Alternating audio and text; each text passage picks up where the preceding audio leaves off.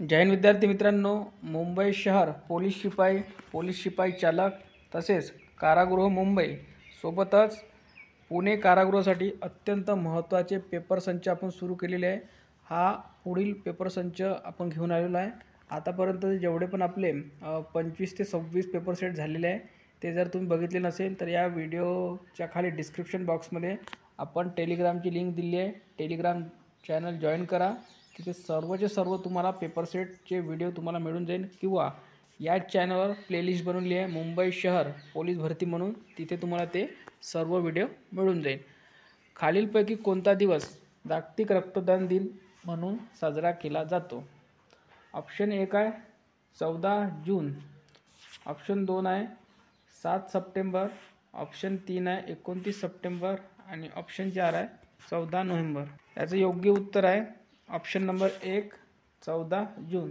तर जागतिक रक्तदान दिन हा 14 जून रोजी साजरा केला जातो। 14 नोव्हेंबरला काय केला जातो तर बाल दिन। आमलाची चव कशी असते? ऑप्शन नंबर 1 आहे आंबट, ऑप्शन नंबर 2 आहे गोड, ऑप्शन नंबर 3 आहे खारट, ऑप्शन नंबर 4 आहे तिखट। याचं योग्य उत्तर आहे ऑप्शन क्रमांक 1 आंबट। तर आम्ल म्हणजेच त्याला इंग्लिशमध्ये ॲसिडसुद्धा राहते। तर कधी कधी आम्ल्याच्या जागी ॲसिड हे सुद्धा ऑप्शन लिहिलं राहू शकतं, तर त्याचीसुद्धा आंबटच चव राहते। ठीक आहे। पृथ्वीवर गोड्या पाण्याचा एकूण किती टक्के साठा उपलब्ध आहे?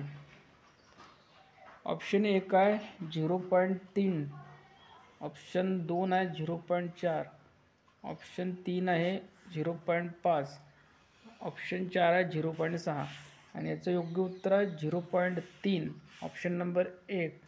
तर पृथ्वीवर गोड्या पाण्याचा एकूण जो साठा उपलब्ध आहे तो आहे 0.3 टक्के। रक्तातील पेशींना सैनिकी कोणत्या पेशीला म्हणतात? म्हणजे सैनिकी पेशी कोणाला म्हणतात किंवा त्याचं दुसरं जे नाव आहे ते काय आहे असं विचारण्यात आलेलं आहे। तर याचं पहिलं ऑप्शन बघा श्वेत रक्तकणिका, दुसरं जे ऑप्शन आहे ते आहे रोहित कणिका, तिसरं जे ऑप्शन आहे ते आहे रक्तबिंबिका आणि चौथं जे ऑप्शन आहे ते आहे रक्तपट्टिका। आणि याचं योग्य उत्तर आहे ऑप्शन नंबर 1 श्वेत रक्तकणिका म्हणजेच व्हाईट रक्तकणिका, ऑप्शन नंबर 1। डाळीपासून पुढीलपैकी कोणते पोषक तत्व भरपूर प्रमाणात मिळतात? ऑप्शन 1 आहे कर्बोदके, ऑप्शन 2 आहे प्रथिने, ऑप्शन 3 आहे स्निग्ध पदार्थ, ऑप्शन 4 आहे खनिजे आणि याचं योग्य उत्तर आहे ऑप्शन क्रमांक 2 प्रथिने। याला दुसरा शब्दसुद्धा प्रोटीनसुद्धा मराठीमध्ये लिहून ते देतात। तर लक्षात ठेवा डाळीमध्ये सर्वात जास्त प्रोटीन म्हणजेच प्रथिने सर्वात जास्त राहते। सकाळी सूर्यप्रकाशामध्ये त्वचेखाली कोणते जीवनसत्व तयार होते? ऑप्शन 1 आहे अ जीवनसत्व, ऑप्शन 2 आहे ब जीवनसत्व, ऑप्शन 3 आहे ड जीवनसत्व। तर याचं योग्य उत्तर आहे ऑप्शन क्रमांक 4 ड जीवनसत्व म्हणजेच जीवनसत्व डी किंवा व्हिटॅमिन डी हे तयार होत असते। ऑप्शन जे 3 दिलेलं आहे क जीवनसत्व हे जे आपले सिट्रस फ्रूट म्हणजेच लिंबूवर्गीय जे फ्रूट असते त्यामध्ये तुम्हाला मिळतात। क जीवनसत्वाच्या अभावामुळे स्कर्वी हा आजार होतो। ऑप्शन नंबर 2 आहे ब, याच्या कमीमुळे आपल्याला बेरीबेरी हा आजार होतो। त्यानंतर अ जीवनसत्वाच्या कमीमुळे आपल्याला डोळ्याचे आजार होतात। डॉट्स हा उपचार कोणत्या रुग्णासाठी आहे? ऑप्शन 1 आहे पोलिओ, ऑप्शन 2 आहे हिपॅटायटिस, ऑप्शन 3 आहे एड्स आणि ऑप्शन 4 आहे क्षय। तर याचं योग्य उत्तर आहे ऑप्शन नंबर 4 क्षय। पित्त हे कशाचं या आवळ्यामध्ये तयार होते? हे चुकीचं लिहिलं आहे, आवळा नाही पाहिजे, ते अवयव पाहिजे तर ठीक आहे, अवयवामध्ये तयार होते। ठीक आहे। तर पित्त हे कोणत्या अवयवामध्ये तयार होते असा प्रश्न आहे, तर प्रिंटिंग मिस्ट आहे. ऑप्शन 1 बघा मूत्रपिंड, ऑप्शन 2 आहे लाळ ग्रंथी, ऑप्शन 3 आहे यकृत आणि ऑप्शन 4 आहे फुफ्फुस. तर याचं योग्य उत्तर आहे यकृत. तर पित्त हे यकृतमध्ये तयार होते. ठीक आहे. बटाटा, कांदे यासारख्या भाज्यांना कोंब येऊ नये म्हणून कोणत्या किरणाचा मारा करतात? ऑप्शन 1 आहे अल्फा कण, ऑप्शन 2 आहे बीटा, ऑप्शन 3 आहे गॅमा, ऑप्शन 4 आहे यापैकी नाही. आणि याचं योग्य उत्तर आहे ऑप्शन क्रमांक 3 गॅमा. कांगारू हा खालीलपैकी कोणत्या प्राणी वर्गात मोडतो? ऑप्शन 1 आहे पक्षी, ऑप्शन 2 आहे सरीसृप, ऑप्शन 3 आहे उभयचर आणि ऑप्शन 4 आहे सस्तन. तर याचं योग्य उत्तर आहे ऑप्शन क्रमांक 4 सस्तन. मानव म्हणजेच माणूस म्हणजेच आपण सुद्धा सस्तन प्राण्यामध्ये मोडतो.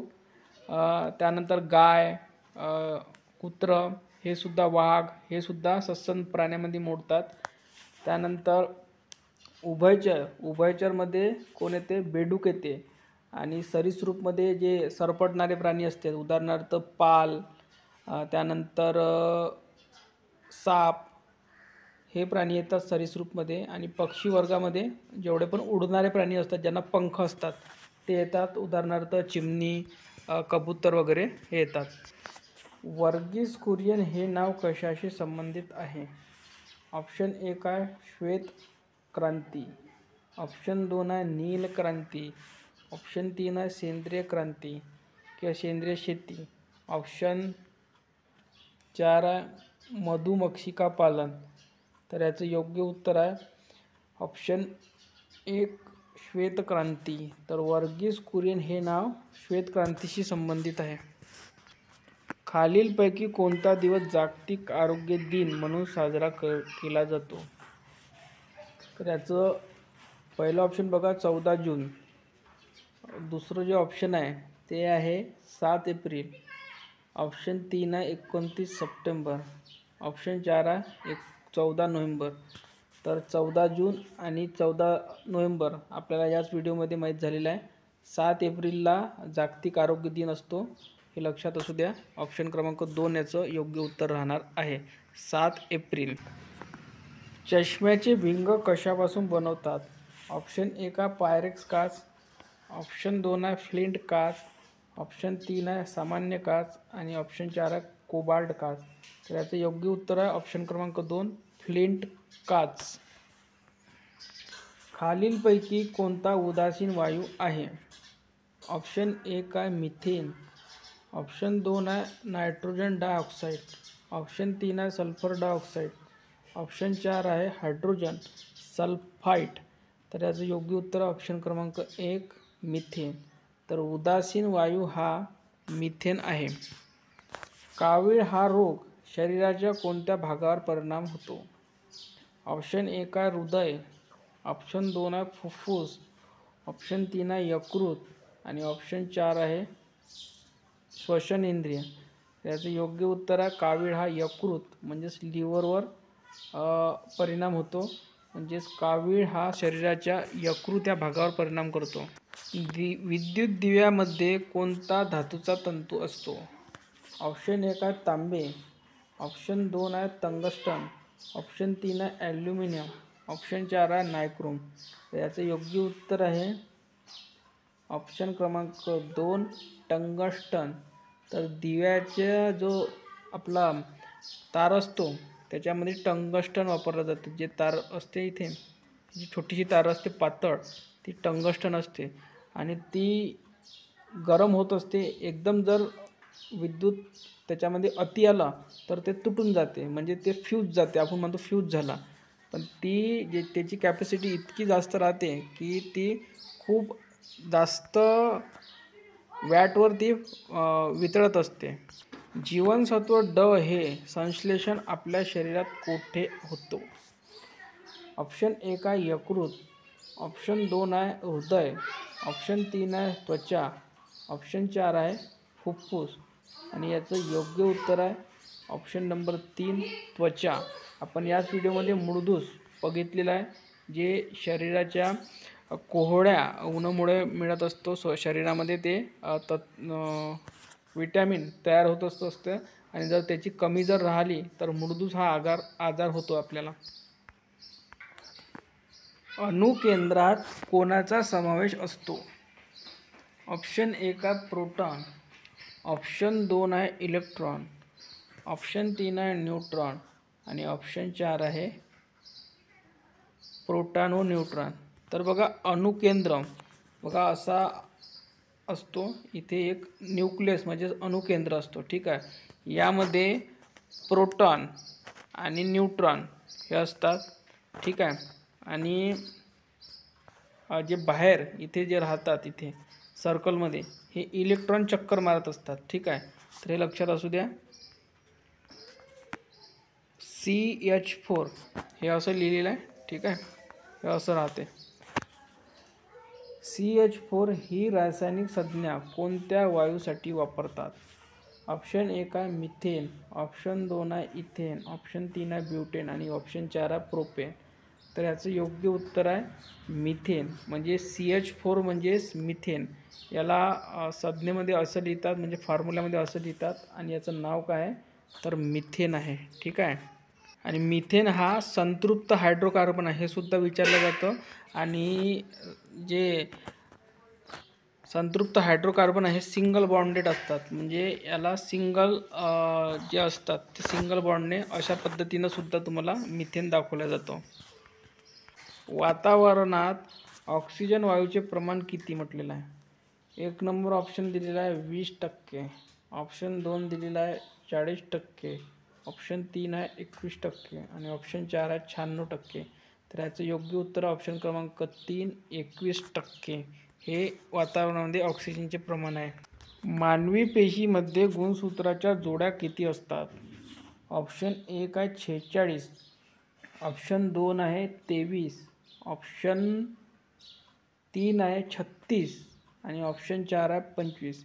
याचं योग्य उत्तर आहे ऑप्शन क्रमांक 2 23. आता बघा आपल्याला इथे कन्फ्युजन होतं पेपरमध्ये, इथे वाटतं आपल्याला सोपं. आता बघा जर त्यांनी विचारलं गुणसूत्राच्या जोड्या जर विचारल्या तर 23.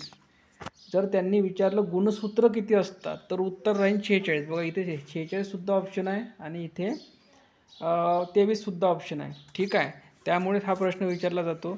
त्यानंतर बघा जे आपल्याला एक अजून विचारतात पुरुष मध्ये गुणसूत्राच्या जोड्यासाठी ओळखण्यासाठी काय असतं तर बघा XY आणि महिलांसाठी XX.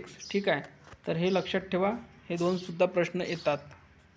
23व्या जोडीमध्ये जे पुरुषामध्ये असतात ते असतात XY. ठीक आहे, पुरुषासाठी आणि महिलांसाठी XX.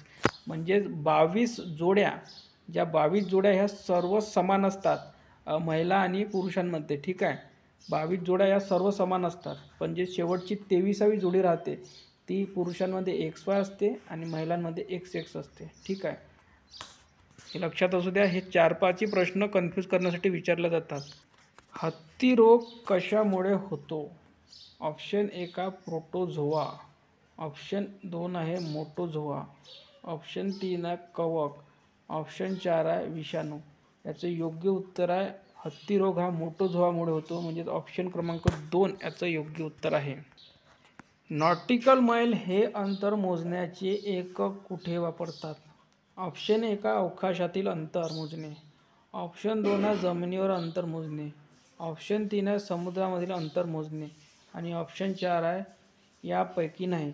तर याचं योग्य उत्तर आहे नॉटिकल मैल हे समुद्रामधील अंतर मोजण्यासाठी वापरतात, म्हणजे ऑप्शन क्रमांक 3 याचं योग्य उत्तर आहे.